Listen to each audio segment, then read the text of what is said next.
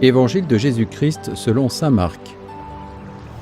En ce temps-là, après la traversée abordant Génézareth, Jésus et ses disciples accostèrent. Ils sortirent de la barque, et aussitôt les gens reconnurent Jésus. Ils parcoururent toute la région et se mirent à apporter les malades sur des brancards, là où l'on apprenait que Jésus se trouvait. Et dans tous les endroits où ils se rendaient, dans les villages, les villes ou les campagnes, on déposait les infirmes sur les places. Ils le suppliaient de leur laisser toucher, ne serait-ce que la frange de son manteau. Et tous ceux qui la touchèrent étaient sauvés. Acclamons la parole de Dieu.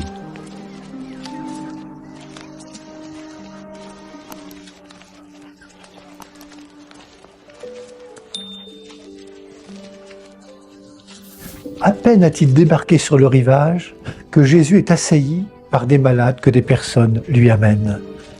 Et de village en village, la même scène se reproduit. Jésus est au cœur de cette foule de malades. Il pourrait fuir, mais non. C'est pour eux qu'il est là. Et tout s'organise en fonction de Jésus. Il attire, on veut l'approcher, ne serait-ce que pour toucher la frange de son manteau. À ce moment-là, pour Jésus, ces pauvres qu'on lui amène sont sa seule préoccupation. Il est au milieu d'eux et accepte la rencontre.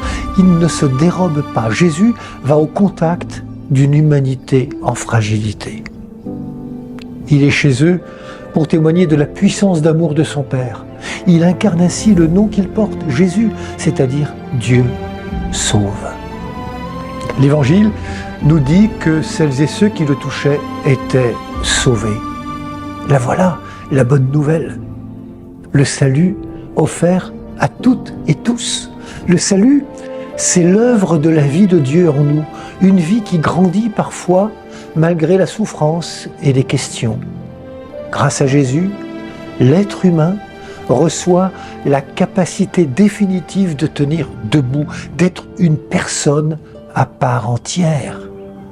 Le salut recrée l'homme et la femme et les remet en marche au sens propre comme au sens figuré. Et nous, croyons-nous que Jésus est source d'une vie puissante qui va au-delà de toute forme de maladie, de ténèbres et de péché? Osons ce jour nous approcher de lui. Acceptons avec foi et humilité son œuvre de création en nos vies si fragiles.